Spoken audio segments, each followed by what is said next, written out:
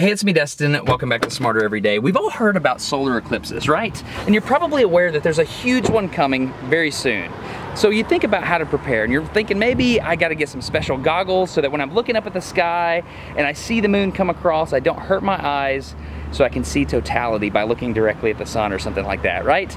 It's actually far more complicated and far more beautiful than that. There are very specific moments that happen during a solar eclipse that if you're prepared for them, down to the second, you can see really neat things that you didn't know about before. So today on Smarter Every Day, there's this hyper meticulous guy in my hometown. When I say meticulous, just look at what he does for a living. Anyway, this guy has chased eclipses all over the world. Eclipses? I don't know. Anyway, this guy is like having a meeting right now with all his buddies. They're gonna plan down to the second where they're gonna be so they can see these individual events, not just totality, but there's other stuff that happens. Anyway, let's go bust up in here and let's figure out how to scientifically watch an eclipse. Let's go. Can I bust up your meeting and ask a question? Yes, sir. This is Dr. Gordon Telepin. He's a well-respected plastic surgeon by day, known for great attention to detail. So why are you guys here listening to this guy? He's the man? I'm here because he's known as an eclipse fanatic. He's traveled the world to film eclipses, and he's even been invited to give talks at NASA. After the meeting, I told Dr. Telepin I wanted to go to my son's baseball game, so he agreed to meet with me the following day in his conference room. By the way, my oldest son found his baseball swing this year, and I love to watch him play. I came back the next day for a one-on-one eclipse study session with Dr. Telepin. I've got a good show for you. So I guess the ultimate goal is to try to prepare people for this eclipse. And to inspire them not to miss it.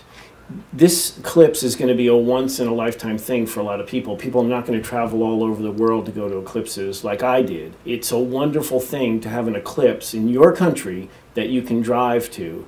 And when I show you the world maps of the eclipses that are going to happen over the next 20 years, you'll understand how difficult it is to get to a total solar eclipse of the sun. He started with the basics. He first explained how magical it is that our moon and sun are almost exactly the same size in the sky, even though they're very different celestial bodies. The moon orbits the Earth in an ellipse. This means that as it gets closer to us, it looks bigger, and as it gets farther away from us, it looks smaller. The really cool thing about this is that at the smallest size, it doesn't quite cover the sun, but at the largest size, it does. This means that there's two major types of eclipses. An annular eclipse occurs when the moon doesn't totally block out the sun. It looks like a bright glowing solar disk poking out from behind the moon. When the moon is larger, it does block out the sun. This, of course, is a total eclipse. Eclipses are few and far between, with only a few hitting each continent over the course of several decades. The red curves here show annular eclipses where the moon is smaller than the sun, so as you can imagine, the total eclipses, which are shown here in blue, are extra special sweet. If one of these is in the country where you live, you really need to figure out how to drive to it. These narrow bands where the eclipse shadow moves over the ground is called the Totality Plane. You have to be within the band to see a total eclipse, but it's not just okay to get within the band. Your goal should be to get to the very center of the band. At the edges, the totality only lasts a few seconds, but down in the center, it can last several minutes. Gordon explained that the most important thing about wherever you're watching the eclipse from is called the contact times. C1, or contact time 1, is the exact instant when the lunar disk touches the solar disk in the sky. The moon then continues to move across the sun for quite some time. This can usually take over an hour.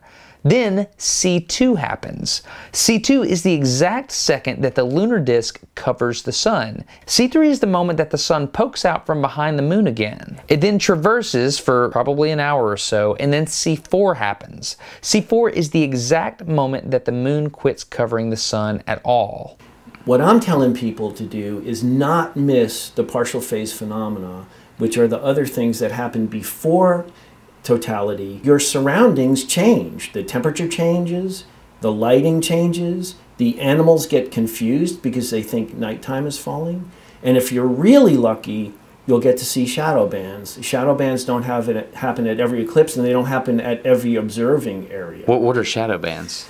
It bends the light and causes motions of serpentine shadows across the ground that look like thousands of snakes crawling in unison. Shut up. In parallel. This is going away from you and happens. to the side. It's unbelievable. I saw him in 2002. No. Absolutely. You're saying You're saying it might look like snakes are crawling on the ground? Very faint, because they're little gray shadows. And the way I perceive them is picture thousands of parallel snakes going like this, going away from you and to one of the sides, depending on... What? Snakes? I thought an eclipse was like, I'm going to look at... No. It's about shadow bands for me now. Here's the deal. In 1842, this guy was like, it was so striking that children were running around and trying to grab these things with their hands. This is a real phenomenon. I've looked it up.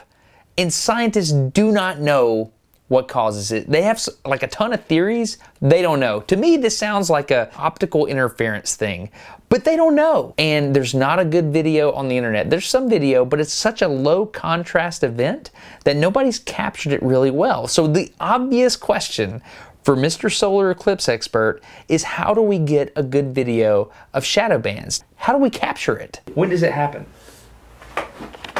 Just before C2? Just before C2 and just after C3, when the sun is a slit. It has to be that final little narrow slit, otherwise it doesn't work. How long does it last? For about 20 or 30 seconds. You have to catch it. So you have to know it's about to happen. Exactly. I've rarely asked people to do things on Smarter Everyday videos, but we have to catch video of shadow bands. That has to happen. I think it's interferometry. I'm not sure.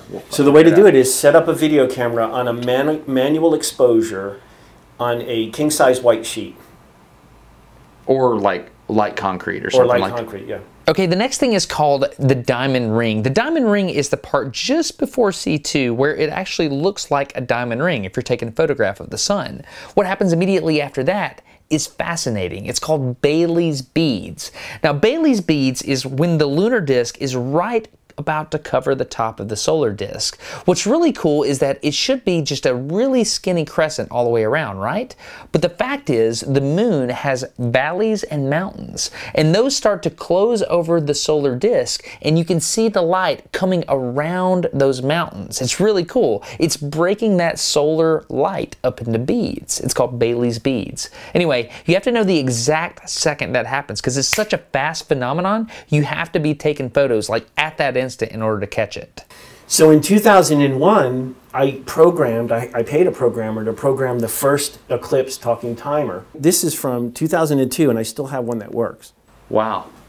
So you made this back then to try to figure out.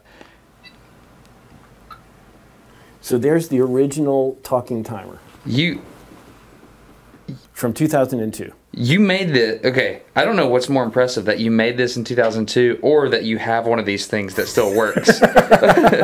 Okay, you know all the words? It's time to plan out the day of the solar eclipse. Step 1, get to the totality plane, preferably in the center of the totality plane. At that point, you're going to wait for the lunar disk to touch the solar disk. That's C1, game on. At that point, weird stuff starts to go down, the temperature starts to decrease, animals start to freak out because it's getting dark, they think it's about to be night. Anyway, all that happens over an extended period of time, well over an hour. After that, we're approaching C2, and that's where things get crazy. The 3 phenomena that you're going to look out for. Number 1, shadow bands. I've already figured out I'm going to use a big old piece of white plastic to try to see the shadow bands. I'm excited about that. The second one, the diamond ring. That's about 5 seconds before C2.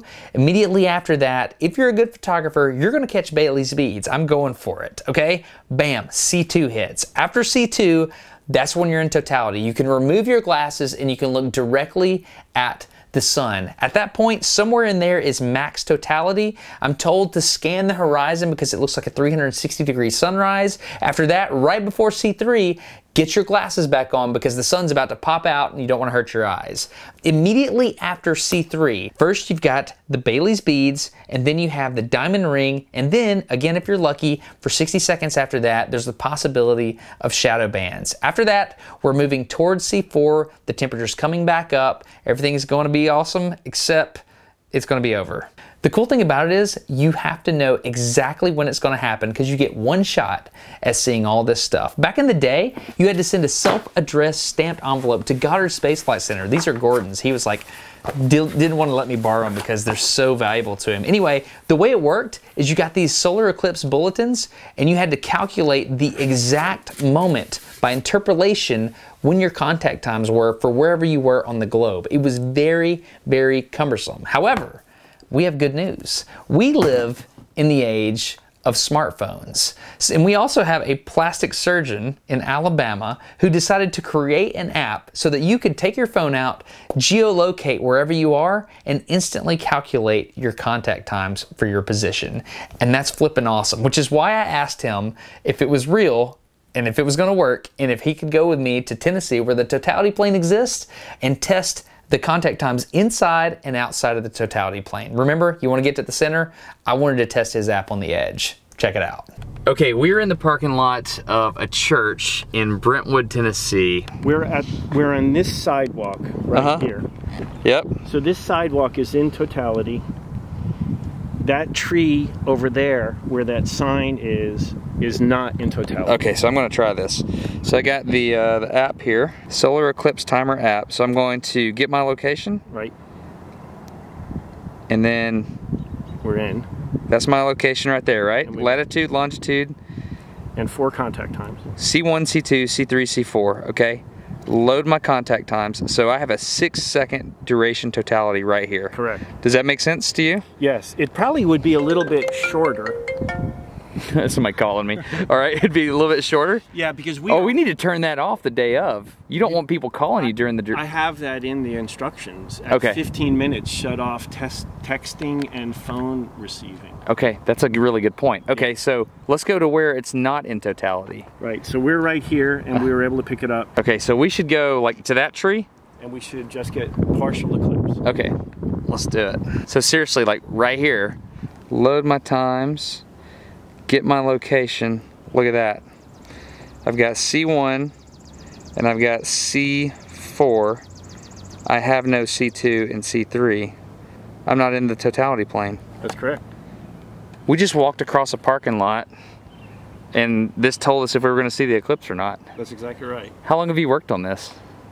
I've worked on this since last August, and I've tested in this parking lot about 6 times prior to today. Really? Yes. Are you excited that it works? I am. I'm not very impressed, Gordon. No, so what's it called? No, here, no, wait. Solar Eclipse Timer? Yes. That's what you get in the App Store. Correct. Now, I'm trying to sell his app. He's just like so into the app. Go ahead. What? You see, this is a 6, and it's actually not as... Okay, I came back into the car to review the footage.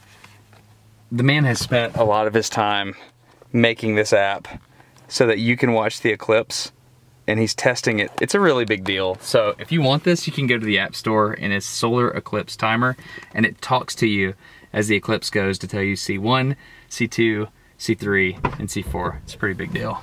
It's 9 seconds over there. Is it? Yes. Okay. Seriously, this is the... I love this, man. Oh, okay. That's so good. All right. Yeah. Okay, I know you're turbo smart. Do your homework. Get the glasses that are approved for direct solar viewing, because if you get the wrong kind, they could actually open your pupils up more and let harmful UV in. So get the right kind, and then do your homework. Know when you can take them off and look directly at the total solar eclipse, and more importantly, know when to put them back on before the sun pops back out and gets you at C3. Thanks again to 23andMe for supporting this episode of Smarter Every Day, and thank you for watching it. I hope you learned something here, because I learned a lot. These are my favorite videos where I don't know what's going on until I just start asking the expert. I love these videos. Anyway, if you enjoyed this and it added value to your life, please consider subscribing, only if I earned it. If not, no big deal. Totally get it. It's the internet. Do whatever you want. Also, I have some other stuff on Smarter Every Day too. I've got a little background description on how to use your camera to video the eclipse. Gordon has a thing called the drift method. I'll put that on Smarter Every Day too. Also, the conference table talk, I'll put that over there too. I really appreciate you, and I really want video of shadow bands. Anyway, I'm Destin. You're getting smarter every day. Have a good one.